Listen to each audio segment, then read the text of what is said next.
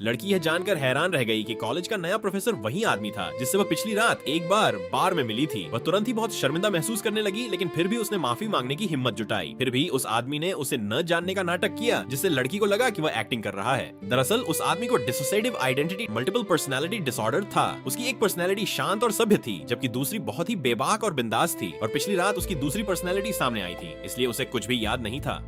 लड़की की गर्दन पर निशान देखकर उसने उल्टा लड़की को ही ढंग से रहने की सलाह दी। लड़की ने कहा कि यह सिर्फ एक मच्छर का काटना है और वह गुस्से में वहां से चली गई। कि कुछ ही समय बाद उसके सगे चाचा उसे पकड़ने के लिए कॉलेज आ गए और उसे एक बूढ़े पड़ोसी से शादी करने के लिए मजबूर करने लगे। उन्होंने कहा कि उन्होंने पहले ही दहेज ब्राइड प्राइस ले लिया है और वे उसे जबरदस्ती ले जाने के लिए तैयार थे। वह आदमी सही समय पर वहां पहुंच गया और उसने उन्हें रोक दिया। लड़की ने इस मौके का फायदा उठाया और सबके सामने उस आदमी को किस कर लिया और इस जबरन शादी से बचने के लिए झूठ बोल दिया कि वह उसका बॉयफ्रेंड है। इसी दौरान उस आदमी की दादी वहां आ गई और उन्होंने तुरंत लड़की को अपनी होने वाली बहू के रूप में पहचान लिया। उन्होंने कहा कि यह जोड़ी तो भगवान ने तय की है।